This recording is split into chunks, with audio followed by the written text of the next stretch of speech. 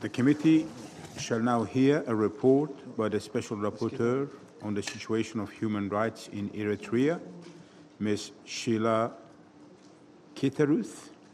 Ms. Kitteruth, you have the floor.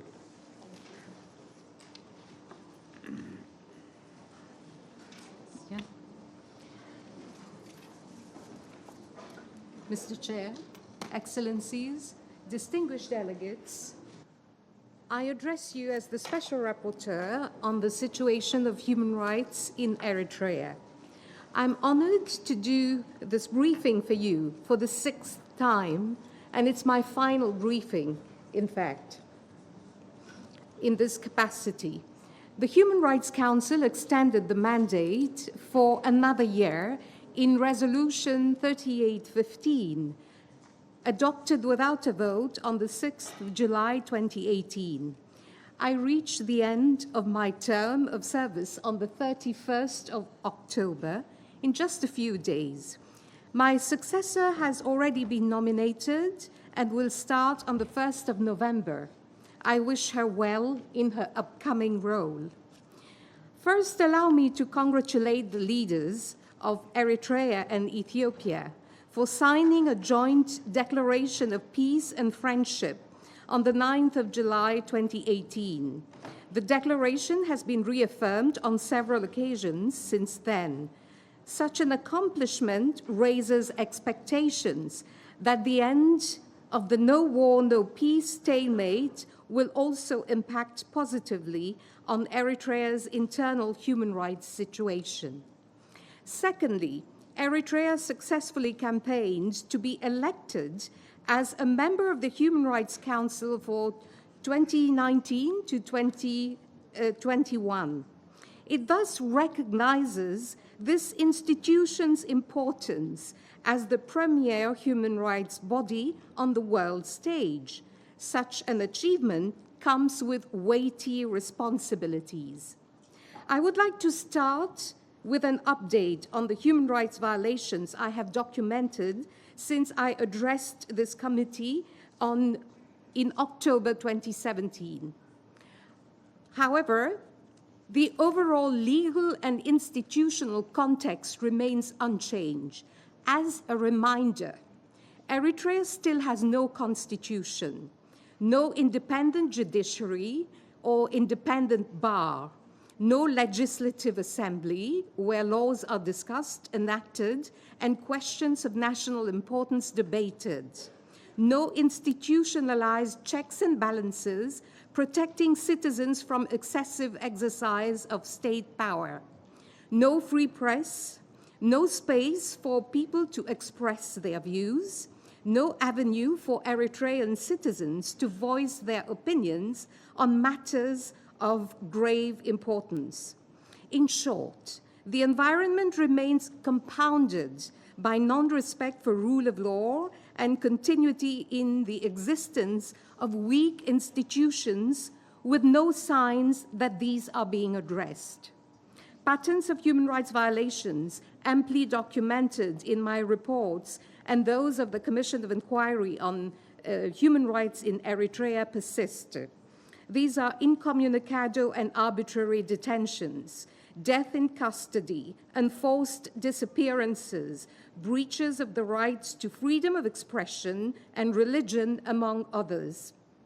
According to reliable sources, on 17th of September 2018, Eritrea's former Minister of Finance was picked up forcefully on the streets of Asmara. Since then, no news has transpired regarding his whereabouts or his worrying state of health. His wife was arrested in January 2018, also without an arrest warrant or being charged with a recognizable offense. Her state of health also raises concern. In August 2018, over 300 water tanker owners, drivers, and other workers operating in the field of water distribution in the capital city of Asmara were arrested over a dispute about water prices. Reportedly, they were called for a meeting and ended up being arrested and detained. A few were released after paying hefty fines without appearing before a judicial or administrative tribunal. The majority, as we speak, remain in custody as they were unable to raise the fine money. Furthermore, Haji Musa Muhammad Noor, the late director of the Aldia school in Akria neighborhood of Asmara, was arbitrarily arrested and detained at the end of October 2017. He died in custody on the 3rd of March 2018. Several of those believed to have participated in peaceful demonstrations on 31st of October 2017 against the arrest and detention of late Haji Musa and other committee members were also arrested. Many of those were Aldia school students, their parents, including older people, women, and children. Reportedly, security forces effected mass arrest of over 800 after the burial ceremony of Haji Musa Muhammad Noor on 3rd of March 2018. The Aldia School Committee members, as well as many of the people who were arrested during the 2017 or October 2017 protest after Haji Musa's funeral, are still in jail. While some children have been released, others were moved to several times until they reached a prison called Allah. Until now, parents have not been informed why their children were arrested. There are unconfirmed reports that some of the people arrested have been transferred to military training camps. The pattern of arrest detention remains the same. Mass arrests are carried out to instill fear. Prisoners are not allowed to exercise their fundamental rights to due process, to challenge the legality of their detention. Detained persons, including children, are kept incommunicado, and family members are not formally notified of the arrest and detention. I'm particularly concerned about children in Eritrean prisons. I would like to know from the authorities why those kids are still being arbitrarily held. When will they be released? And which measures are in place to protect them from abuse during arbitrary detention? During last year, people have contacted me about additional cases of enforced disappearances of their relatives since the early 1990s. They're still waiting to hear what happened to their loved ones, like this mother from Karen, who prays for the day she will be able to see her sons arrested in or about late 1999 and 2000. Her sons were in their early 20s when they were arrested and disappeared, not to be seen up to today. And forced disappearance is a crime, and perpetrators should be held accountable. With the border between Eritrea and Ethiopia reopening in September 2018, hundreds of Eritrean refugees have made their way towards reception centers along the border with Ethiopia. According to latest UNHCR figures, during the period 12 September to 12 October 2018, a total of 9,905 refugees were registered at the Endabaguna Reception Center, while 2,838 were awaiting registration. Amid earlier fears expressed by refugee population, Ethiopian authorities have indicated that they would respect their international obligation of non-refoulement. Eritreans are still expecting news about policy changes following the signature of the peace agreement. For example, Eritreans and the world are waiting to hear how the declaration of peace will affect the indefinite national military service. National military service is still in place, and conscripts have not yet been informed about any demobilization plans. Open borders have allowed the start of trade between the two countries. However, there are policies that are in place limiting the amount of money that Eritreans, including traders, can withdraw from their bank accounts. That is 5,000 per month. This policy has a negative impact on small traders, including shop owners, making it difficult for them to compete with incoming traders. Despite the open borders, Eritreans still require an exit visa to travel abroad, effectively restricting freedom of movement. For example, Eritrean bishops were unable to attend a meeting in Addis Ababa held in July this year. Their exit visas were not approved. I take note of Eritrea's membership to the Human Rights Council for the period 2019 to 2021, and Eritrea's government's voluntary pledge to that effect. Consequently, to actualize the key responsibilities which come with such a membership, Eritrea should cooperate with all human rights mechanisms, including by replying timeously to communications from special procedures mandate holders, as well as the country-specific one. Currently, Eritrea's record is far from exemplary.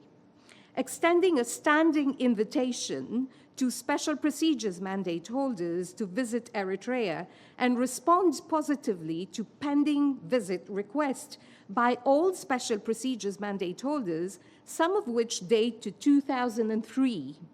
As you know, I did not get access to the territory.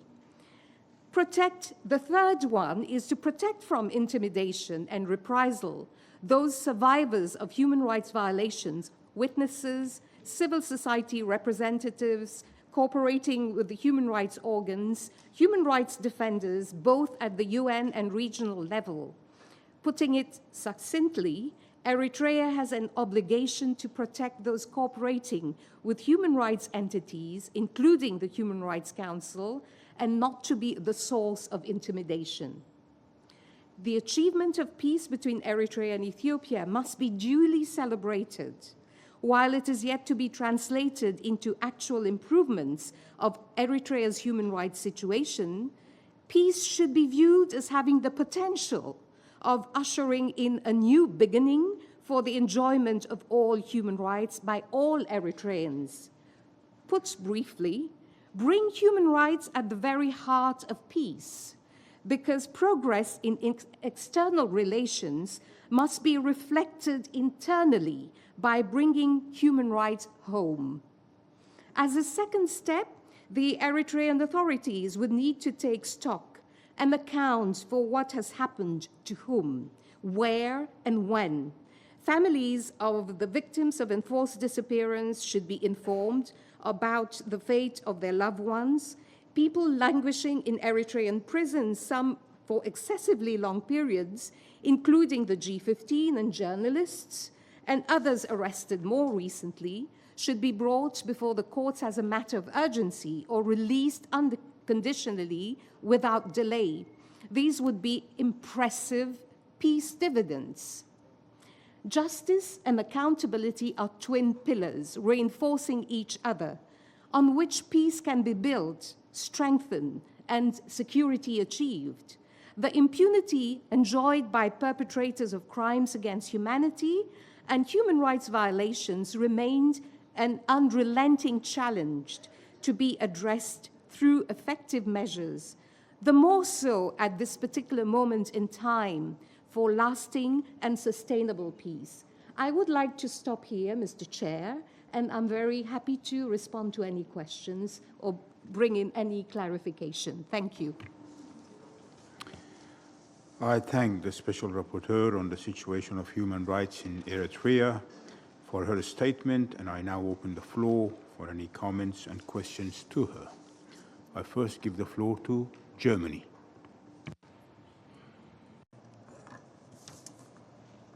Thank you, Mr. Chair, Madam Special Rapporteur.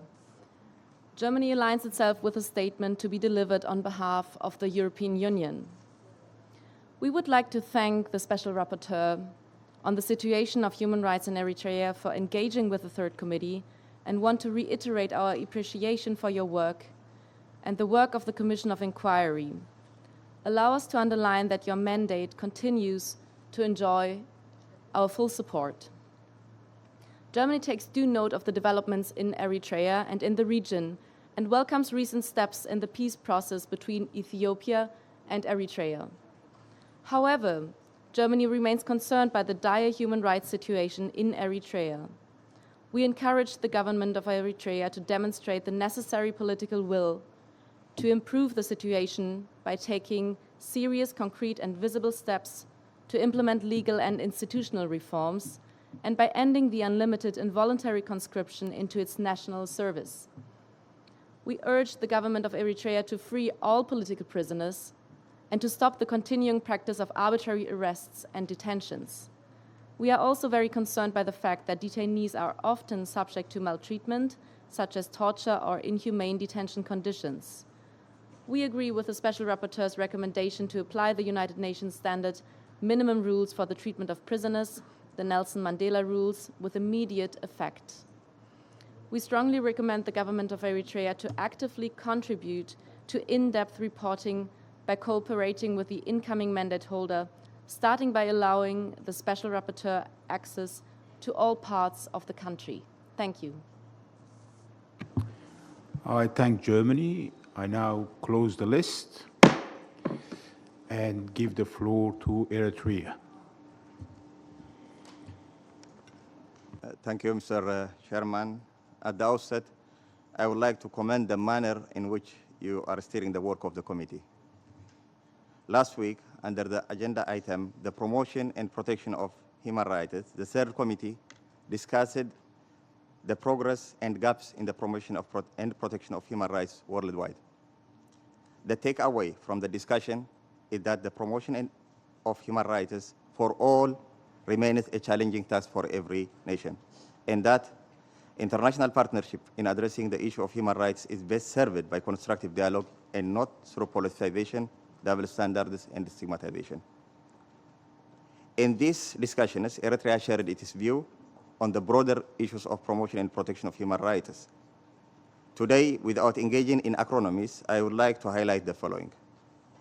Mr. Chair, peace and security, development, and human rights are recognized as the three critical pillars of the work of the United Nations, each having an impact on the other.